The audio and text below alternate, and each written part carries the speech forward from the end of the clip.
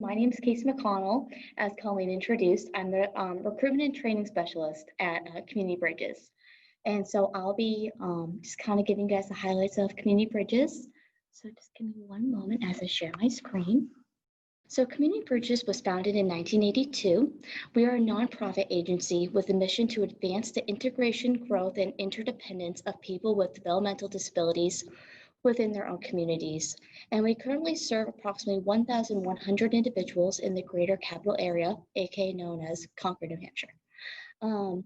So we have many individuals that come to our agency. We are very busy, and our goal is to ensure that they live the life that they want to live, and we help them grow in the areas that they we have many locations, so we're not just in Concord, New Hampshire.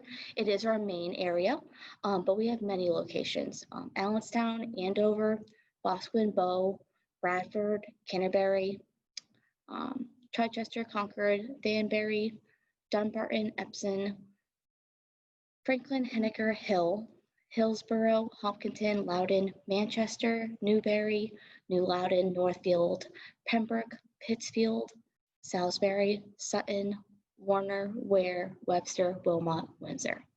I like to say that we are located in the northern part of New Hampshire. So it's like Manchester up, if you ever look on a map. So that's what I like to say is where we are mostly located in. And then you can also see the nice map that we also have here.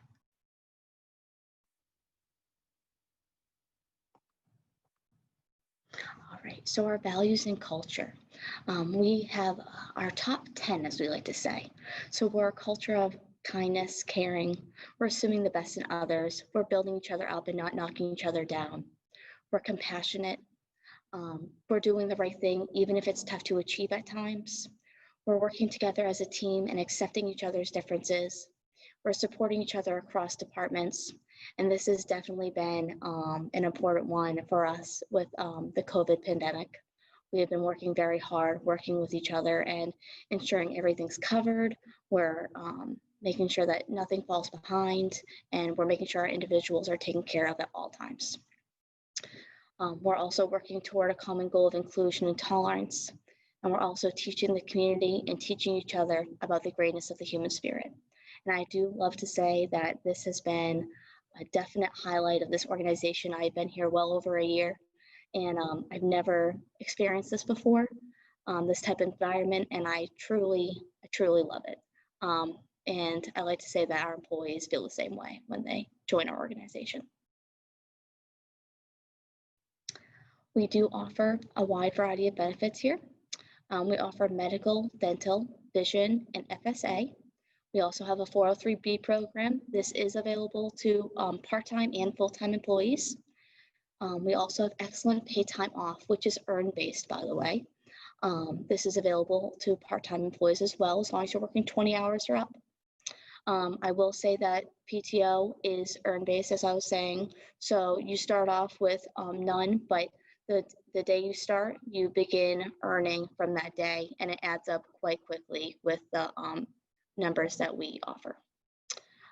We also have life insurance, we have retirement, we have car insurance and oil change discounts, we have hotel and travel discounts, we have pet insurance, we have fitness reimbursements, and we also have mileage reimbursement available for any driving that's done on the clock. We have current openings. We have direct support professionals. We have program coordinators, program managers, life skill coaches, job coaches, START clinicians, START nurse trainers, START counselors, and I also just found out we have an infant mental health specialist position open as well. These positions, they're excellent. They're all different in their own way, and they're all in different programs. I will say that this organization does allow growth. So you could start off as a DSP, a direct support professional, start off in the beginning and then grow to a coordinator and then to a manager. We do have many people grow in this field. And we always we prefer going in network than go out of network when it comes to hiring for our positions. So we do want to ensure that people are aware that we do have growth opportunities here. One thing I will state is Direct support professionals, most of these do not require anything above a bachelor's except for start clinicians. They do require a master's degree that is state required. So I just want to make sure that people are aware of that. So one of the main highlights right now with COVID and everything going on is safety precautions for our employees and our visitors. Our visitors are required to wear a mask at all times. We have mask and hand sanitizers available in the lobby if needed. We also only have a skeleton crew at our main location at the moment. It's about less than 50%. We were looking to open it up, but with cold and flu season coming up pretty shortly, we are not sure when we will be doing that because our main focus is ensuring our safety of our employees and our visitors. Visitors are allowed in our organization, but we try to keep it to a minimum. We're mostly doing everything through Zoom.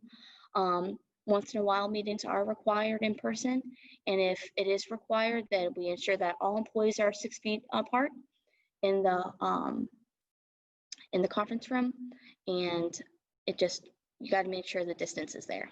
Our main office, employees are required to wear masks whenever they're away from their desk. In residences, employees are required to wear masks when they're out in the community and when they're working directly with an individual. So basically most of their shift. In the main office, if you are away from your desk at any point, you have to wear a mask, especially when people are coming into your office, you have to wear a mask as well. We do provide face masks and hand sanitizers to any employee that needs it. They just have to reach out to our email and we will get them the supplies that they need. Meetings are to be done through Zoom unless required to be done in person, and all employees must maintain a 6 feet distance at all times. It is kind of difficult in the hallways. We do pass by, but fortunately our hallways are pretty set apart. So if each one's on each side, it's almost 6 feet. But since everyone is required to wear a mask, we do have very good policies here for safety for our employees. So about next steps for the interview and onboarding process. We try to keep it simple. Simple is nice when it comes to recruiters. It's also nice for the applicants. So we try to keep it that way. So for steps for the interview process, you apply, the recruiter will review your resume. We'll decide if you're a good fit based off your resume. We'll contact you for a phone screen. We'll do a phone screen, then we'll send over the results to the managers. They'll let us know about next steps. If they want to move forward, we'll do a face-to-face interview through Zoom. We have not slowed down recruitment at all during this pandemic. We've just been making sure that all meetings are to be done through Zoom. Once in a while, some managers do require 2 face-to-face interviews. It depends on the position, but the recruiter will let you know that when you're on your phone screen. And then if the manager decides to move forward, then the role is offered to you. And then we move over into the onboarding process, which is simple as well. We basically send you the documents, you fill them out, you send them back to us, and then we start the background check process. Because since we are a state agency, we do require a certain amount of background checks. So the recruiter sends you the paperwork. We can do email or mail. And also, if that doesn't work for you, we can also make it so you can pick it up at the office. New hires will send back all the paperwork needed. They can also drop it off at the office. The recruiter will then run the background checks. We'll ensure that we have all the documents that we need. And then once the new hire date that we estimated was for, the new hire begins employment. So it's a very simple process. Simple is easy, I like to say.